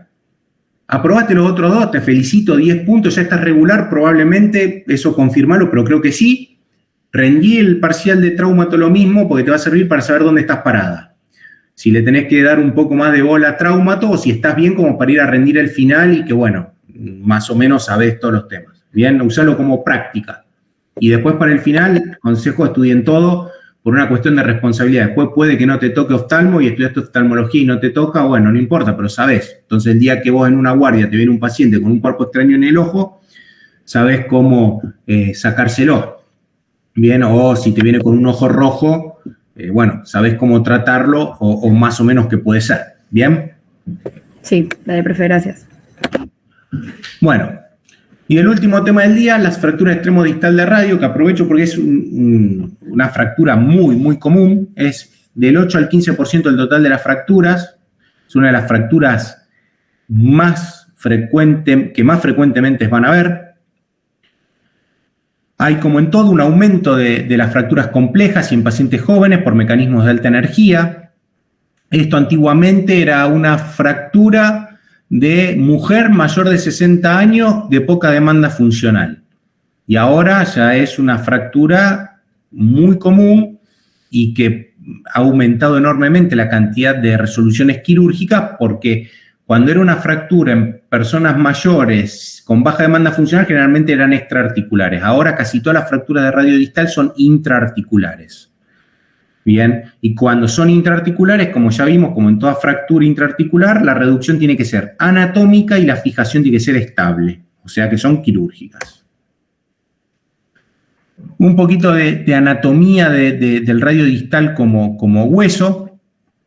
El radio distal, bueno, se articula con la primera fila del carpo, tiene una fosa escafoide y una fosa semilunar. La estiloides del radio se encuentra aproximadamente 12 milímetros distal del extremo distal del cúbito. El radio tiene una inclinación hacia el cúbito de 22 grados y tiene una inclinación palmar de unos 12 grados. Eso es importante cuando evaluamos las posiciones de las fracturas de radio. Nosotros utilizamos una clasificación que es de un médico argentino, del doctor Diego Fernández, para clasificar las fracturas de radio distal, que las clasifica en tipo 1, que son las fracturas extraarticulares del radio. Las tipo 2 son articulares por cizallamiento. Las tipo 3 son articulares por compresión. Las tipo 4 son fracturas luxación con abulsión de la corona del radio donde se insertan los ligamentos radiocarpianos. Y las tipo 5 son las fracturas complejas o combinadas. ¿Por qué utilizamos esta clasificación? Porque aparte de ser sencilla, nos indica el tratamiento y nos indica los desplazamientos de los fragmentos. Una parte de la clasificación de la fractura tiene que tener en cuenta los criterios de inestabilidad. ¿Qué son los criterios de inestabilidad? Son los que nos marcan si la fractura está muy desplazada o está poco desplazada. Si la fractura está en una posición aceptable, donde la podemos dejar así y hacer un yeso, y el paciente se va a curar y va a andar bien, o si tenemos que hacer una cirugía porque tenemos que acomodar esa fractura, tenemos que reducirla y fijarla. Bien, si esa fractura es por sí misma estable, o sea que si la dejamos así como está, va a seguir así como está y no se va a mover, o si esa fractura va a tener tendencia a moverse más de lo que está. Bueno, esos criterios, que son los factores de inestabilidad, se dividen en factores de inestabilidad primaria o factores de inestabilidad secundaria. ¿Cuáles son los factores de inestabilidad primaria? Son los factores que si están por sí mismos ya indican que esa fractura se va a mover. O sea, habiendo un solo factor de inestabilidad primaria, ya nos indica que nosotros tenemos que reducir esa fractura, o sea, acomodar esa fractura y fijarla en una posición buena para que cure bien.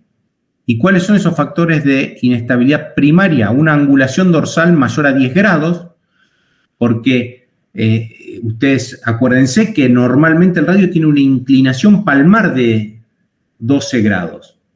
O sea, una inclinación dorsal de 10 grados ya son 22 grados de desviación de lo normal. Y eso, aparte de que ya eso genera inestabilidad, y lo más probable es que esos 10 grados aumenten, si lo dejamos así, aparte limita la flexión de la muñeca, porque son esos 22 grados que el radio se fue hacia dorsal, son 22 grados menos de flexión palmar de la muñeca. Entonces genera una incapacidad notoria. Un acortamiento radial mayor a 10 milímetros, porque eso genera lo que se conoce como cúbito plus, o sea, como que el cúbito queda largo y entonces el cúbito empieza a rozar contra los huesos del carpo, y un escalón articular mayor a 2 milímetros. Eso es muy, muy importante, el escalón articular mayor a 2 milímetros, porque, como ya vimos, las articulaciones nosotros las tenemos que dejar anatómicas, o sea, reducidas perfectamente. Porque si dejamos un escalón de 2 milímetros, eso es un rayador, y va a terminar deteriorando los cartílagos, tanto del radio como de los huesos del carpo que se articulan con el radio.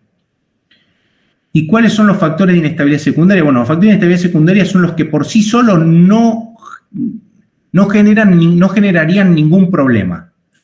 Pero si nosotros tenemos 2 factores o más de inestabilidad secundaria, ahí sí tenemos que reducir y fijar la fractura. Pero con uno solo no es suficiente, con uno solo podemos dejar la fractura así.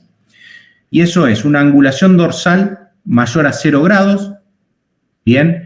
Porque lo mínimo aceptable cuando reducimos una fractura es 0 grados.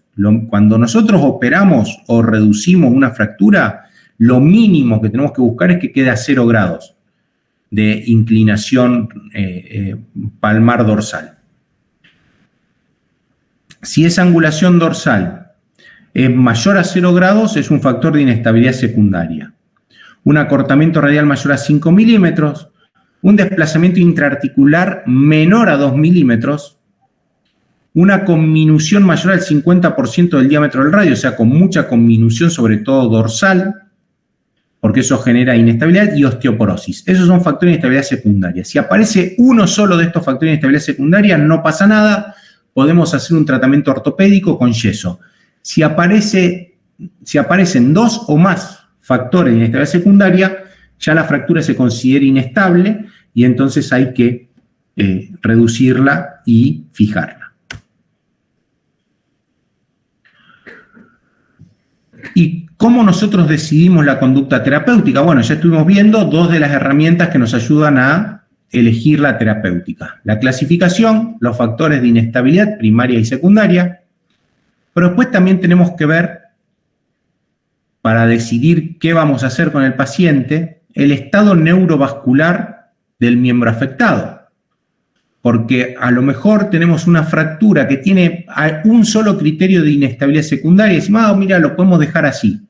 Pero el paciente tiene un túnel carpiano adquirido ahí. Después de la fractura le generó un túnel carpiano severo. Al nervio mediano lo tenemos que liberar porque hay un hematoma, algo que lo está afectando. Entonces, ya que vamos a operarlo porque le tenemos que liberar el nervio mediano, aprovechamos y mejoramos un poco la posición de la fractura y le ponemos, aunque sea un par de clavijas, como para dejarlo bien fijo a la fractura.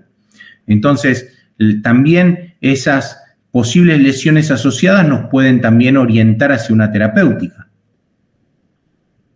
Bueno, las radiografías que son esenciales para clasificar la fractura y para decidir qué criterios de inestabilidad tienen, siempre frente y perfil, un buen frente y un perfil estricto, siempre. El perfil sobre todo, porque a veces el paciente está dolorido y en lugar de hacerle una radiografía de perfil le hacen una radiografía oblicua. No sirven las radiografías oblicuas, tiene que ser un frente estricto y un perfil estricto de la muñeca. Las radiografías de antebrazo para descartar lesiones asociadas, como puede ser una fractura de Montella, ojo, el codo, a veces en las fracturas de radio distal por alta energía puede haber también una luxofractura de Montella en el codo o una lesión de Galeazzi, que esas son lesiones que lamentablemente por tiempo no las podemos ver, pero que son una lesión en la articulación radiocubital distal. Y si es una fractura intraarticular de radio, si nosotros hacemos una radiografía de frente y de perfil y vemos una fractura intraarticular de radio, por más que parezca a la radiografía no estar muy desplazada, pedir una tomografía con reconstrucción en 3 dimensiones, porque a veces hay hundimientos que en las radiografías no se alcanzan a ver o no se alcanzan a mensurar en su real dimensión, y después hacemos una tomografía y nos queremos morir porque el hundimiento es enorme.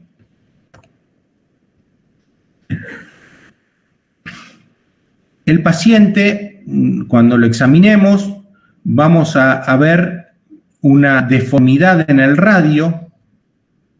Las 2 más características son el signo de Laugier, que es una desviación radial de la muñeca, porque en las fracturas de muñeca el músculo supinador largo, que se inserta en la estiloide radial, tracciona al radio distal hacia afuera, o sea, hacia justamente el lado radial.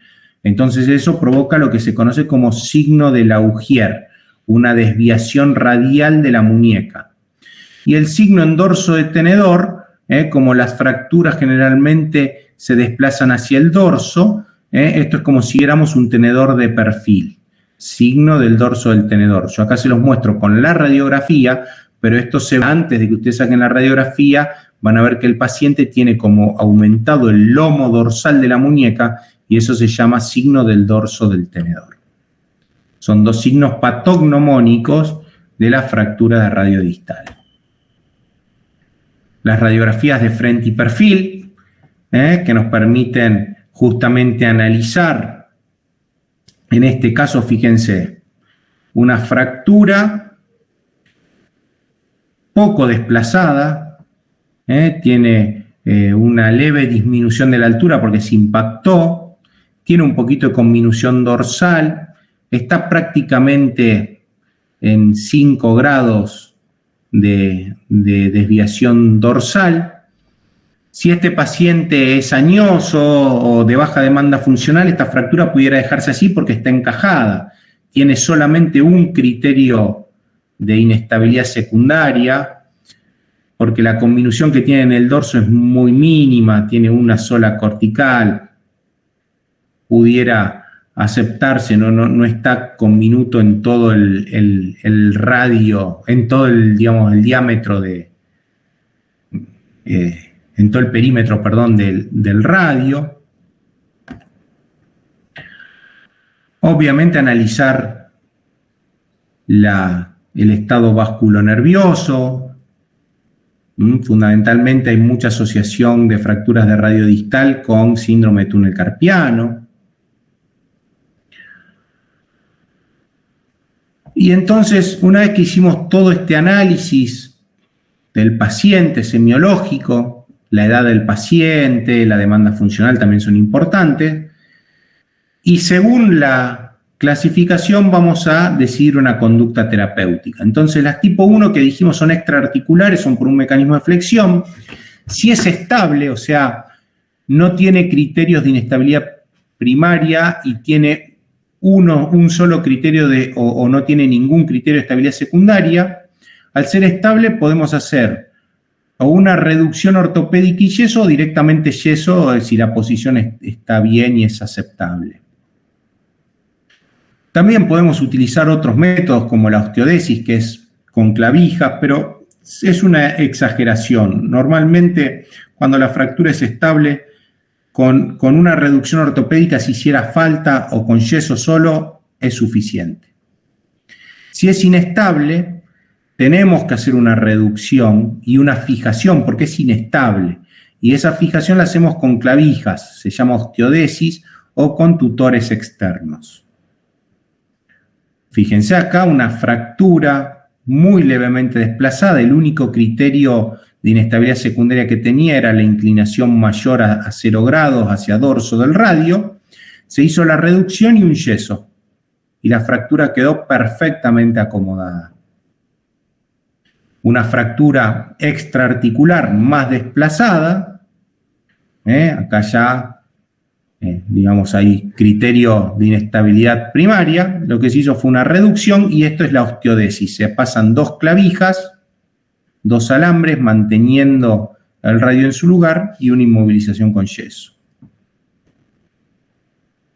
Las tipo 2 ya son articulares y por cizallamiento. Estas fracturas son siempre inestables porque justamente este cizallamiento genera un tobogán.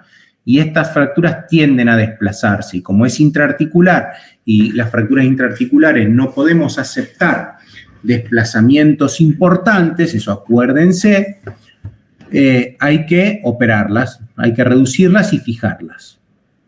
Y en este caso, bueno, se hace una reducción abierta y se colocan placas con tornillos. Fíjense esta fractura por cizallamiento, fíjense el escalón articular mayor a 2 milímetros. Imagínense si esto pegara así, este escalón. Fíjense, el carpo aparte está subluxado, porque el carpo se fue con este macizo, pero acá hay parte de la articulación. O sea que esto está subluxado. Entonces lo que se hace es una reducción, placa con tornillos y vuelve a la normalidad. El tipo 3 también es una fractura intraarticular. Esto es por impacto, por compresión. Estas fracturas pueden no estar desplazadas, con lo cual si no llegara a estar desplazada, pudieran hacerle tratamiento ortopédico con yeso, pero la única forma de estar seguro que realmente no está desplazada este tipo de fractura es con una tomografía.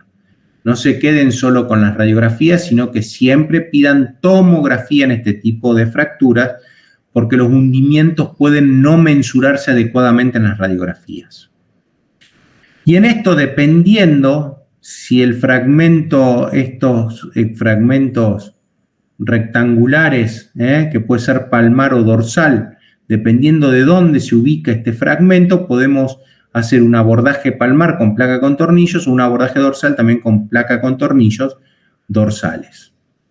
Entonces, fíjense en este caso, una fractura, fíjense, el desplazamiento era dorsal y entonces abordó por dorso de muñeca para poner esta placa que ahora ya no se utiliza más, se utilizaba esta muy, muy famosa a mitad de la década de los 90 y se usó hasta más o menos el 2006, más o menos.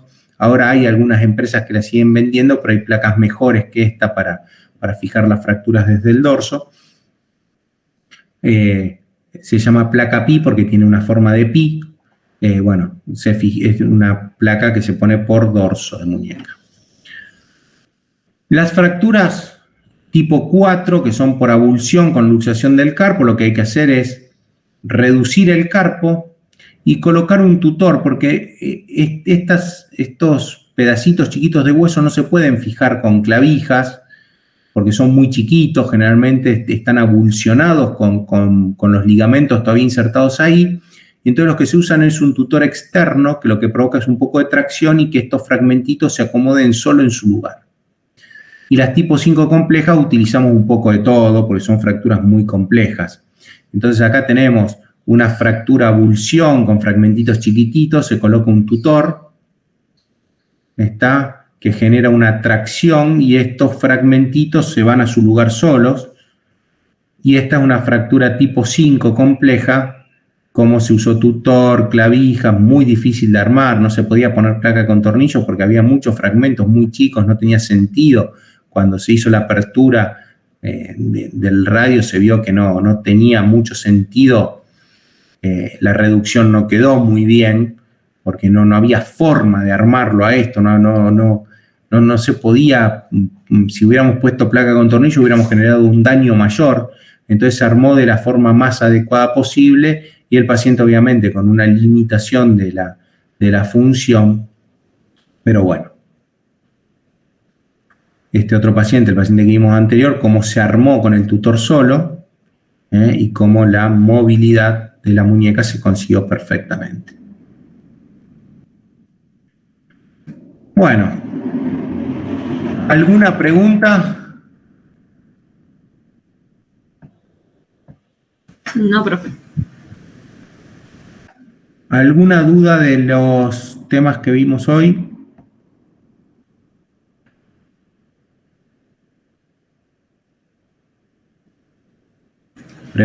Pregunten ahora o callen para siempre. Pero no, por mi parte no. Bueno, muy bien. Quedan 2 clases. Las 2 clases van a ser del doctor Martino. El miércoles me parece que va a dar columna y la última clase es tobillo. Después tienen el parcial es centralizado, se toma desde el centenario. Ya les digo, consejo, hagan el parcial, total los que ya tienen regular la materia por haber aprobado los otros 2, no les viene mal como para hacer un repaso, para ver en qué andan flojos, en qué andan bien, y estudien, porque por más que el final probablemente alguna de las especialidades no les tomen, primero que es ir a la suerte, porque ustedes no saben qué les van a tomar y qué no. Y segundo, que cuando ustedes son médicos, estas cuestiones generales que nosotros les estamos dando, porque se pueden imaginar que esto no es traumatología, esto es una pequeña porción de la traumatología que les estamos mostrando, son cosas muy comunes, muy frecuentes, los temas más frecuentes que ustedes en cualquier consultorio, en cualquier guardia van a ver y tienen que saber qué hacer. Mínimamente hacer el diagnóstico y salir del paso con una atención adecuada. Bueno, nos estamos viendo, chicos. Los dejo ya. Gracias, profe. Saludos. Gracias, profe. Gracias, profe.